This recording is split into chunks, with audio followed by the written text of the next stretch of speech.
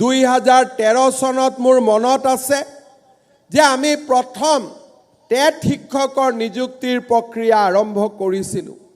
তাৰ আগতে অসমৰ শিক্ষক নিযুক্তিৰ যিটো ব্যৱস্থা, সেই ব্যৱস্থা কলুষিত আছিল, পংকিলতাৰে পৰিপূৰ্ণ আছিল।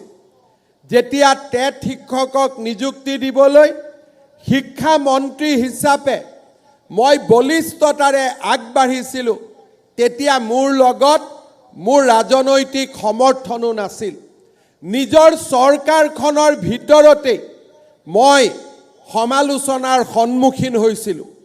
মোৰ এতিয়াও মনত আছে 2012 চনত যেতিয়া টেট শিক্ষকৰ নিযুক্তি দিবলৈ আমি সিদ্ধান্ত লৈছিলোঁ, দিল্লীৰ পৰা সেই সময়ত জমিয়তৰ অধ্যক্ষ মৌলানা আছাদ মাদানী গুৱাহাটীলৈ দৌৰি আহিছিল আৰু মুখ্যমন্ত্ৰীক আহ্বান জনাইছিল যে টেট শিক্ষকৰ নিযুক্তি প্ৰক্ৰিয়া বন্ধ কৰিব লাগে।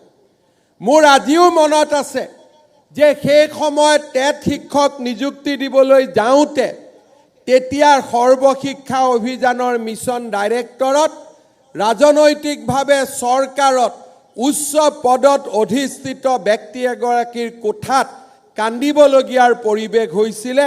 কান্দি কান্দি মোৰ কোঠালৈ উভতি আহি কৈছিল যে ছাৰ, মোৰ চাকৰি বন্ধ হৈ যাব, আপুনি টেট শিক্ষকৰ নিযুক্তি প্ৰক্ৰিয়া বন্ধ কৰি দিলে মই বাচি যাব পাৰিম। তেনে ৰাজনৈতিক পৰিৱেশত আমি এটা নিকা শিক্ষক নিযুক্তিৰ বাবে সংঘৰ্ষ কৰিছিলোঁ। শ উচ্চ ন্যায়ালয়ৰ গোচৰ আমি একেলগে এবছৰৰ ভিতৰত আমি ফাইট কৰিছিলোঁ। সুপ্ৰিম কোৰ্টলৈকে গৈ গুৱাহাটী হাইকোৰ্টৰ প্ৰায় 500টাতকৈও অধিক গোচৰ একেলগে আমি নিষ্পত্তি কৰি আনিবলৈ সক্ষম হৈছিলোঁ। যেতিয়া টেট শিক্ষকৰ নিযুক্তি হৈছিল, আজি অসম বিধানসভাত দপদপাই থকা এজন নিৰ্দলীয় বিধায়কে কৈছিল যে এই চাকৰিবোৰ হিমন্ত বিশ্ব শৰ্মা যিদিনাখনে শিক্ষামন্ত্ৰী নোহোৱা হৈ যাব, সেইদিনাখনে টেট শিক্ষকৰ চাকৰিবিলাকো নোহোৱা হৈ যাব। আজি তেখেত মেডিকেল কলেজত ট্ৰিটমেণ্ট লৈ আছে, ভগৱানে তেওঁক সুস্থ কৰক। কিন্তু আজিৰ এই সোণখেৰীয়া দিনটোত মই যোৱাকালি তেখেতক সাক্ষাৎ কৰি কৈ আহিছিলোঁ যে অসমৰ টেট শিক্ষকসকলে আজি স্থায়ীভাৱে নিযুক্তি পাব। এতিয়া আৰু তেওঁলোকৰ জীৱনৰ সন্মুখত কোনো প্ৰশ্নবোধক চিন নাথাকে। জীৱনত এই টেট শিক্ষকৰ নিযুক্তিক লৈ কেনেকৈ নিযুক্তি হ'ব?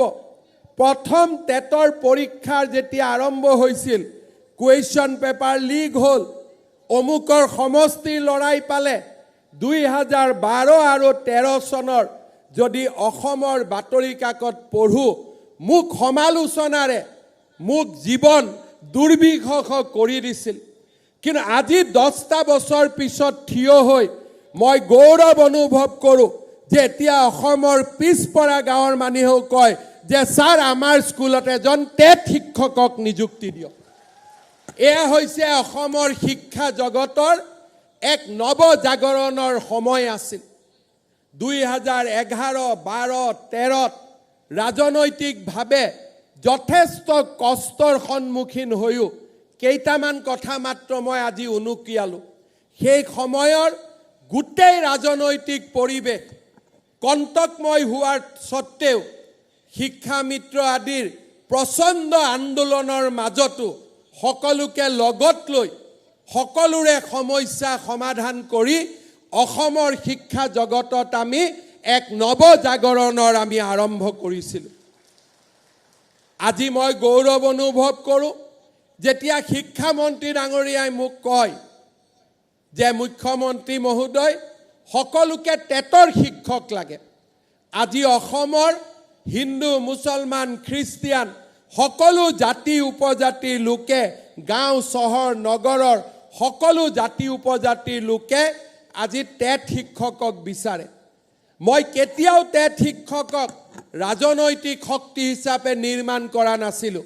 মই মাত্ৰ তেতিয়াৰ পৰা এটাই কথা কৈছিলোঁ যে আমাৰ টেট শিক্ষকসকল বিকশিত অসমৰ সেনানী হ'ব।